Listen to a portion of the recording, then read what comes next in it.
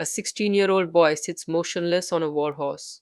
His hands are wrapped in silk, not for royalty, but to hide decay. His fingers are already dying. His face is slowly being eaten away by disease. And yet, he is about to ride straight into the largest Muslim army the medieval world has ever seen. This is not a legend. This is not a myth.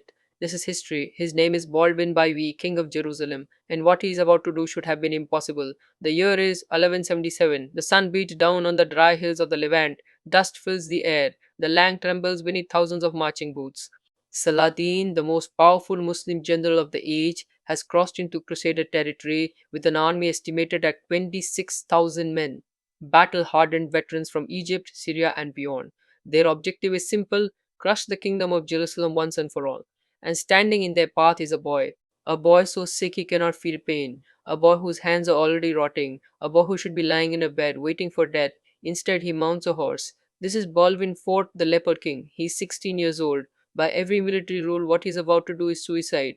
Medieval warfare was not about bravery, it was about numbers, supply lines, endurance. Courage without manpower meant nothing, and Baldwin had almost none. His army numbered barely 500 knights, supported by a few thousand infantry and irregulars. Against Saladin's vast host, it was nothing. A rounding error, a joke. Yet Baldwin rides, because he understands something his enemies do not. This is not just a battle for land, this is a battle for time. The kingdom of Jerusalem is dying. Its allies in Europe have lost interest. Its coffers are empty. Its borders are collapsing. And its king, its last symbol of divine favor, is wasting away before everyone's eyes. If Baldwin retreats, Jerusalem will fall within months. If he fights, he might buy time, even if it kills him.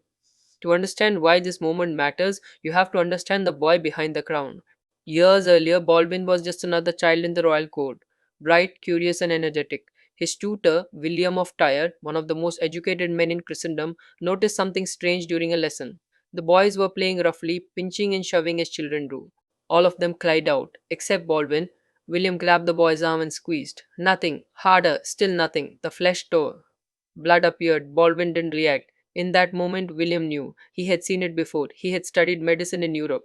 There was only one disease that stole pain before it stole life: leprosy. In the 12th century, leprosy was worse than death. It was a living curse. Victims were cast out of society, forced to wear bells to warn others of their presence. They were declared legally dead long before their hearts stopped beating.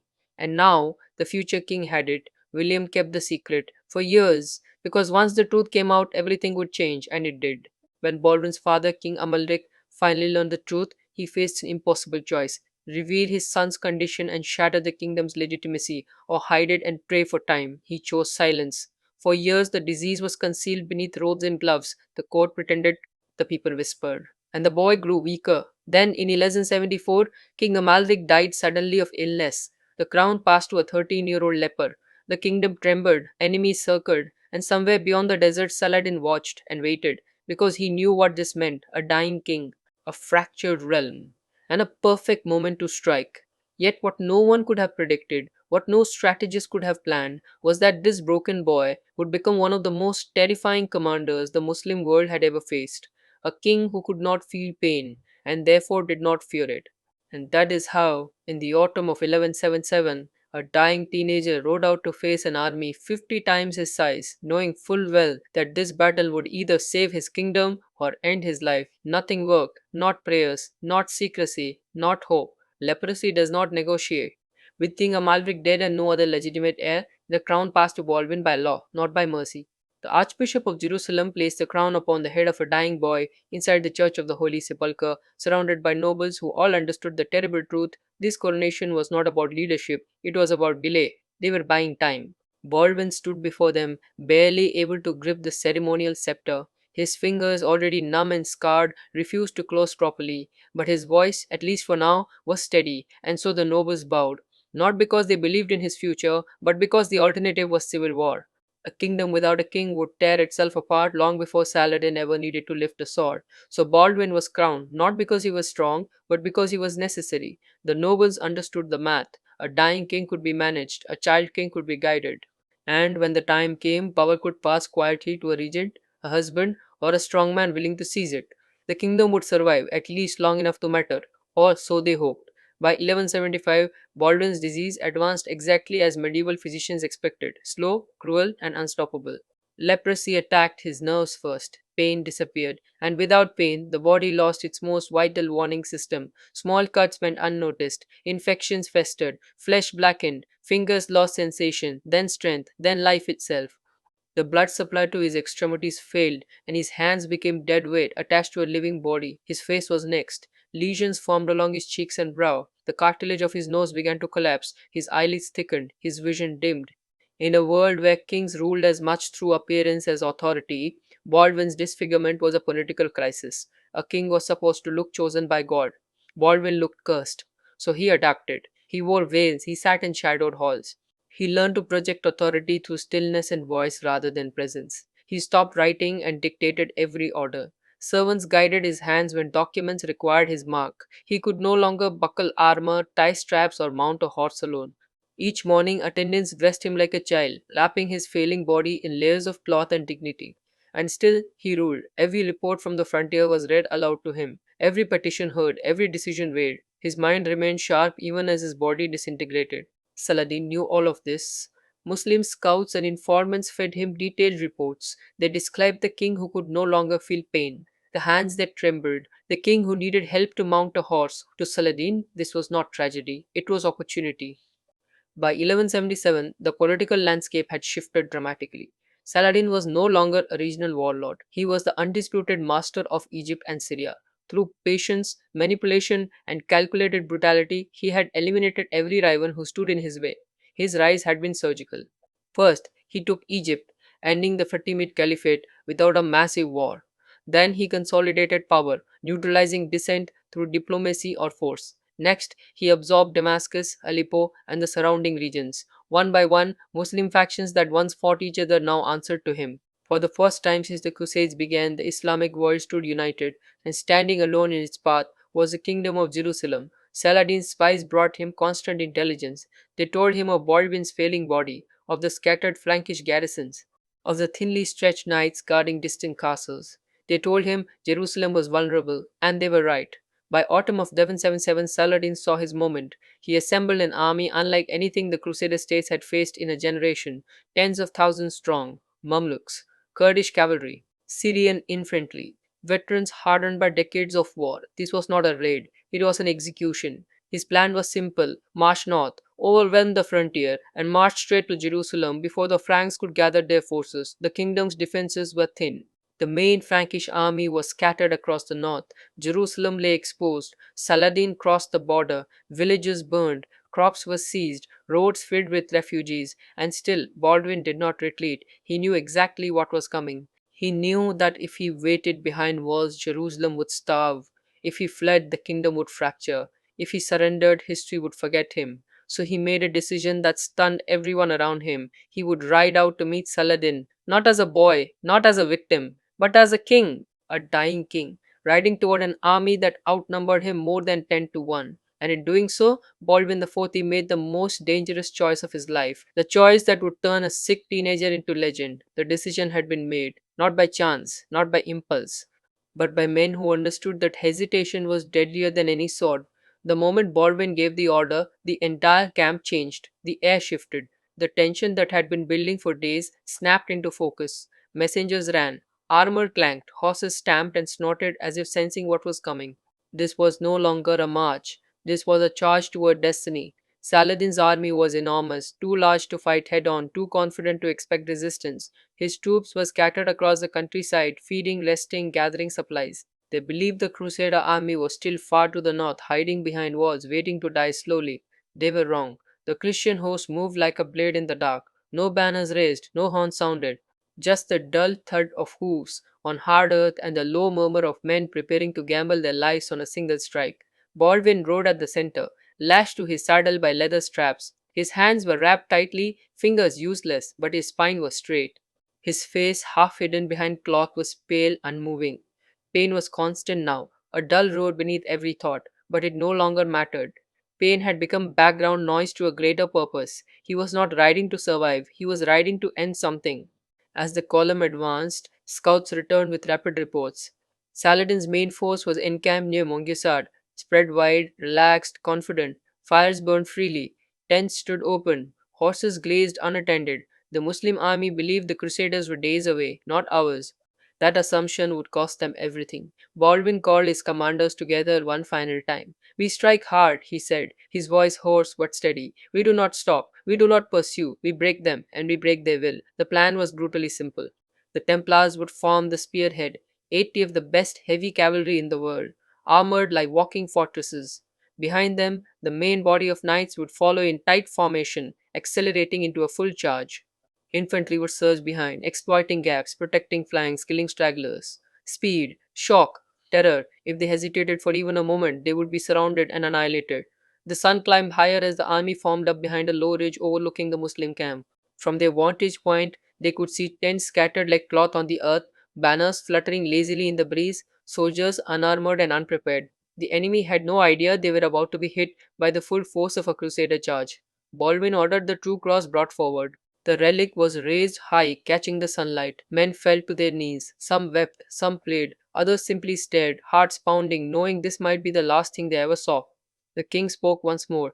"God has taken my body," he said quietly, "but today he gives us victory." Then he raised his arm, and the army moved. At first, it was a walk, then a trot. Then the ground began to shake. 500 armored knights surged forward, hoofs pounding in perfect rhythm, lances lowered, shields locked, the earth trembled beneath them. On the plain below, Muslim sentries finally noticed the movement. Shouts rang out, alarms were raised, drums began to beat, but too late. The charge smashed into the forward elements of Saladin's army like a falling mountain. Tents collapsed, horses screamed. Men were trampled before they could even reach their weapons. The sudden violence tore through the camp with horrifying speed. The shock was total. Saladin's soldiers had expected a cautious defense, not a suicidal assault. Units scrambled to form ranks, but there was no time. The heavy Frankish cavalry hit them like a hammer, punching deep into the center of the camp. The ground turned into chaos, dust, blood, screaming men, and shattering wood. The Templars carved a path straight toward the command tents. Within minutes, the camp was in flames. And at the heart of it all, still strapped to his horse, rode a dying king, unafraid, unyielding, unbroken. This was no longer a battle of armies, it was a moment of destiny, and history was about to turn. Saladin's authority did not collapse in a single moment. It cracked, slowly, visibly, irreversibly. As news of the catastrophe at Montgizard spread, the image he had spent a decade building began to fracture. In the markets of Damascus and Aleppo, whispers replaced certainty. Merchants who once praised his victories now wondered if his fortune had finally run out. Tribal leaders who had sworn loyalty out of fear began calculating alternatives. Power in the medieval world was never permanent. It survived only as long as belief did, and belief was bleeding away. The survivors who limped back into Egypt told the same story in different voices, of a thunderous charge that came from nowhere, of knights who rode straight through arrows and spear points, of a king who should have been dying, not fighting, of panic spreading faster than orders could be shouted, of a battlefield that turned into a slaughterhouse before anyone realized what was happening. Saladin listened to these reports in silence. He did not rage. He did not blame his officers. He did not execute messengers. Instead, he absorbed the truth that every great commander must face at some point in their life. He had been outplayed, not because his army was weak, not because his strategy was flawed, but because he had underestimated something he could not measure: desperation. The Crusader army had nothing left to lose, and that made them dangerous beyond calculation. Back in the kingdom of Jerusalem, the news of victory spread faster than any army could march. Messengers rode day and night, shouting the news in towns and villages that had already begun preparing for siege. Church bells rang, crowds gathered. For the first time in years, people allowed themselves to believe that survival was possible. When Baldwin returned to Jerusalem, the city erupted. The same streets that had whispered fear weeks earlier now echoed with shouts of praise. People pressed forward to see the king who had done the impossible. Many expected to see a ghost, a boy barely alive, carried on a stretcher. Instead, they saw a king still upright in the saddle, wounded, wrapped in bandages, pale as death, but alive. The irony was cruel. Baldwin had won the greatest victory of his life at the exact moment his body was failing completely. The effort of the campaign had taken everything he had left.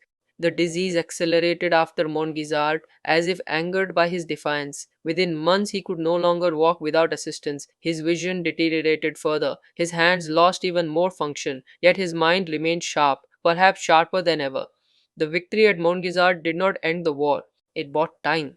Time for the kingdom to breathe, time to rebuild defenses, time to reinforce alliances, time to delay the inevitable, and that, in medieval geopolitics, was everything. Saladin retreated to Egypt not as a defeated general, but as a chastened one. He spent the following years rebuilding his army, reforming his command structure, and preparing for the day he would return stronger and smarter. He would never again underestimate the Franks or the dying king who had humiliated him. But the balance had shifted. For nearly a decade after Montgisard, the kingdom of Jerusalem survived against impossible odds, not because it was strong, but because one boy had forced the world to pause.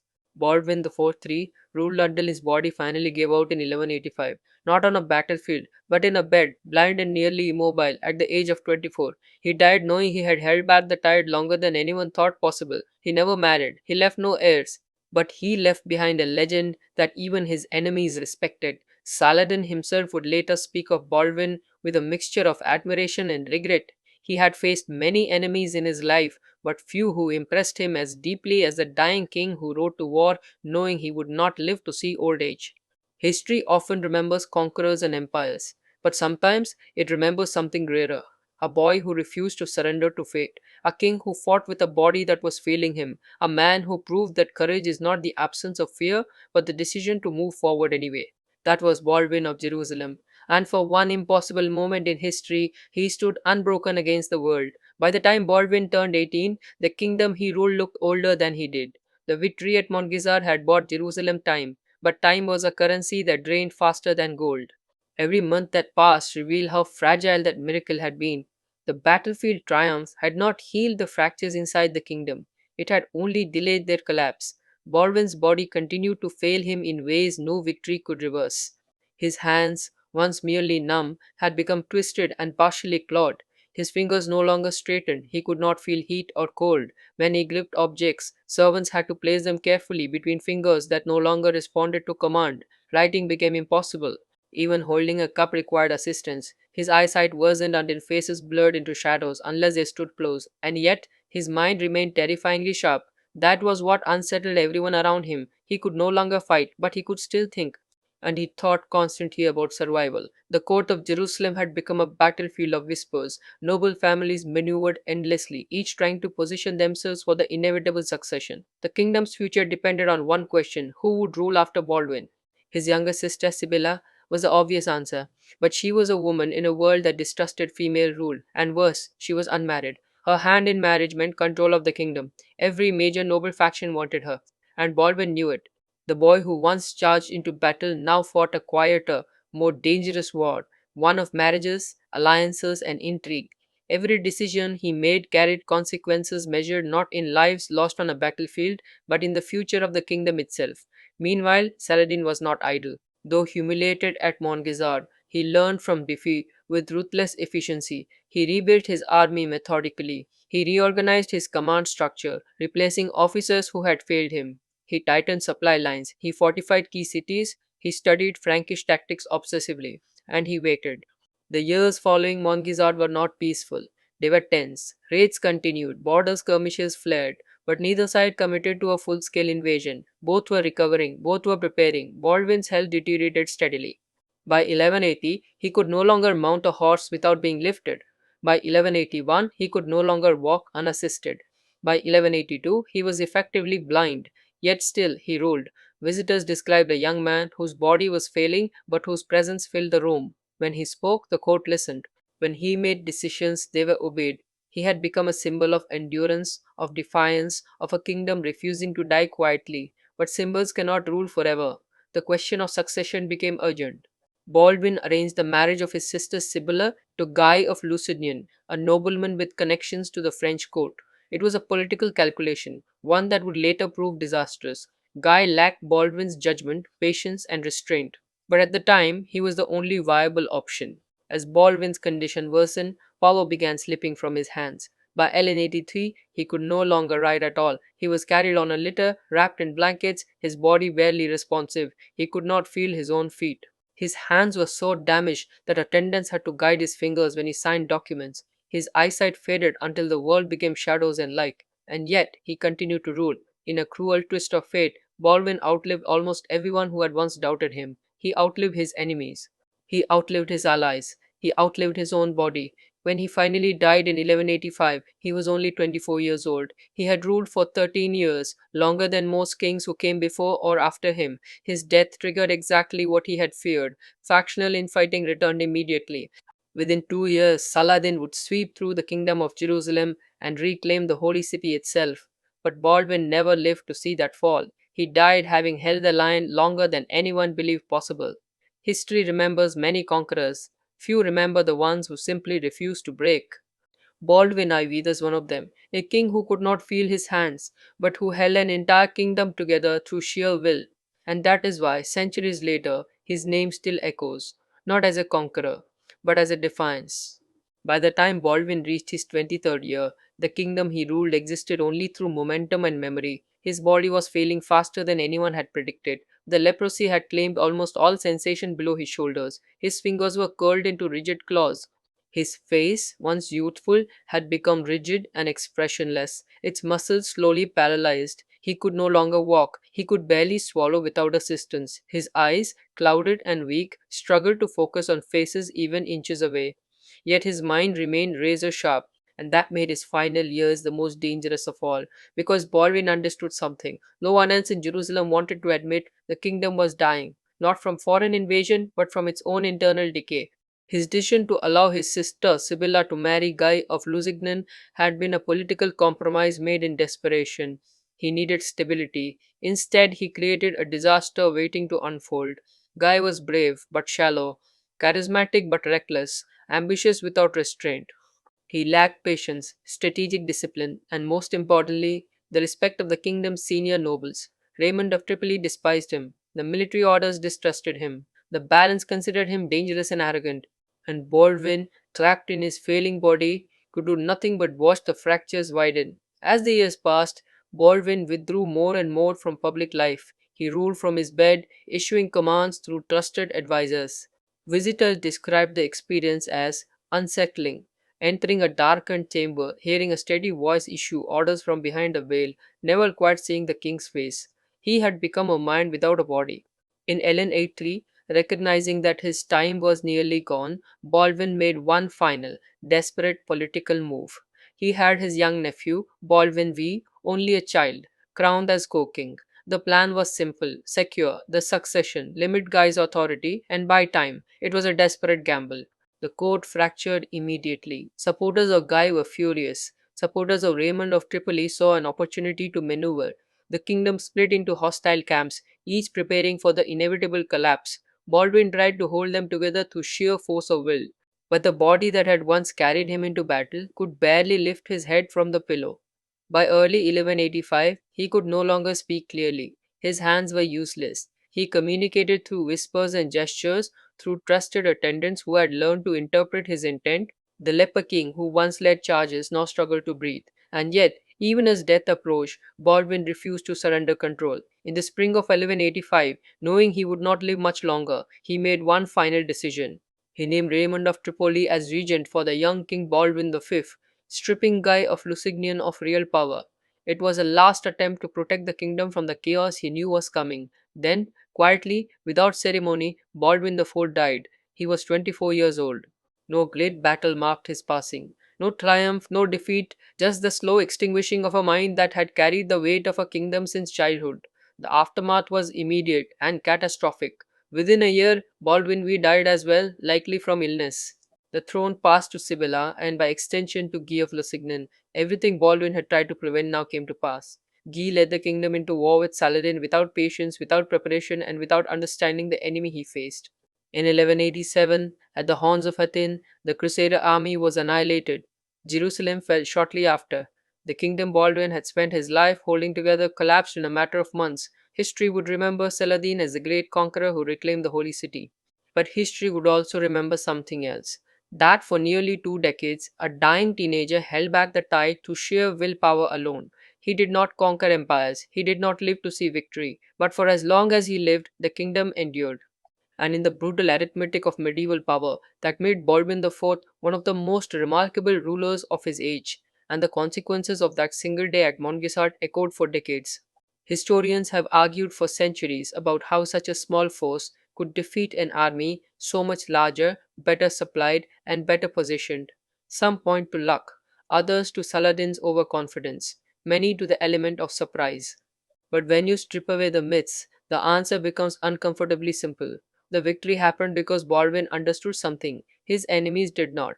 He understood that war is not always won by strength. Sometimes it is won by timing, sometimes by audacity, and sometimes by a leader who has nothing left to lose. Baldwin knew his body was failing. He knew his life was already over in all but name. That knowledge freed him from fear. While others calculated risk, he accepted it. While others hesitated, he acted. That was the difference.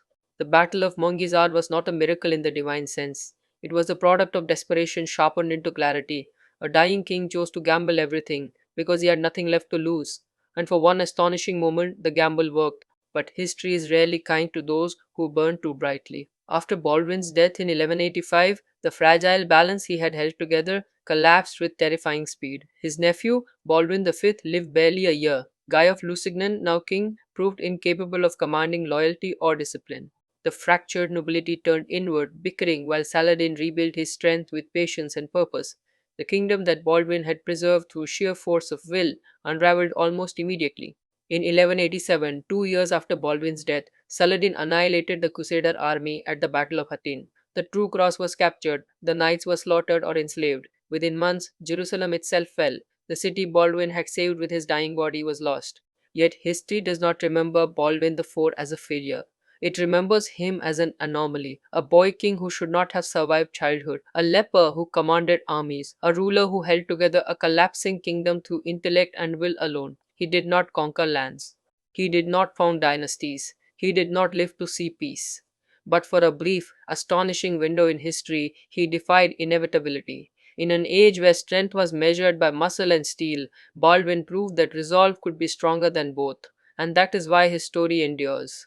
Not because he won every battle, not because he lived long, but because when everything was stacked against him, his body, his enemies, even time itself, he refused to yield. The leper king did not conquer the world, he conquered despair, and sometimes that is the greatest victory of all. By the time Baldwin's body finally failed him, the truth was impossible to ignore.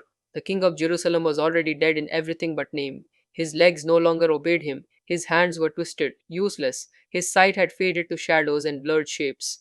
He ruled not from a throne, but from a bed, propped up by pillows, wrapped in linens, his voice carrying what his body no longer could. The man who once led charges into battle now issued commands through whispers, conveyed by scribes who bent close to catch his words.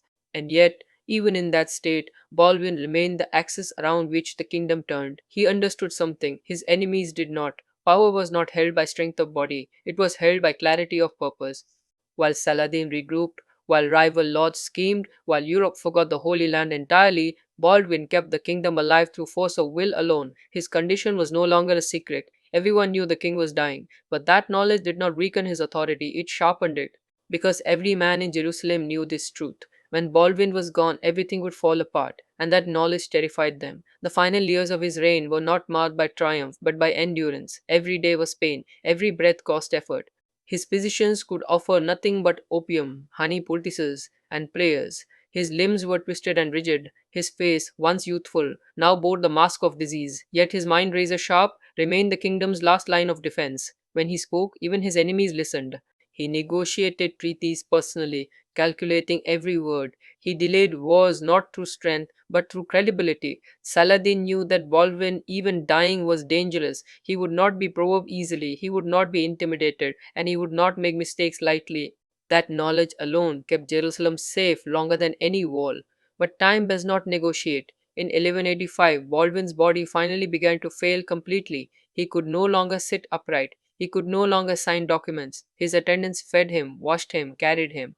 He had become, in every physical sense, helpless. Still, his mind never surrendered. Knowing his end was near, Baldwin made his final political move. He named his young nephew, still a child, as his successor, with strict instructions that the kingdom be governed by a council until the boy came of age. It was a fragile plan, but it was the only one left. He was trying to buy time, the same way he always had. When Baldwin died in 1185, the kingdom did not erupt into chaos immediately. For a brief moment, his system held. The machine he had built kept running, barely. But without him, the balance collapsed. Ambition replaced restraint, pride replaced strategy, old rivalries reignited. The unity Baldwin had forced through sheer force of will dissolved within months. Within 2 years, everything he had fought to preserve was gone. Saladin returned, not as a raider but as a conqueror. At the Battle of Hattin in 1187, the Crusader army was annihilated. The relics were lost. The holy city fell. The kingdom Baldwin had held together through agony and brilliance ceased to exist.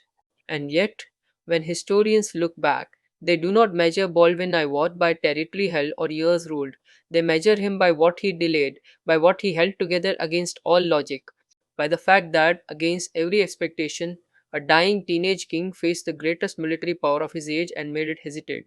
For over a decade, he held the line. He bought time. And sometimes that is the greatest victory history can offer. Baldwin IV did not conquer the world. He conquered inevitability. And in doing so, he proved something timeless, that even a broken body can carry an unbreakable will. That courage is not the absence of fear, but the refusal to yield to it. And that sometimes the most powerful legacy is not the empire you leave behind, but the moment you refuse to fall.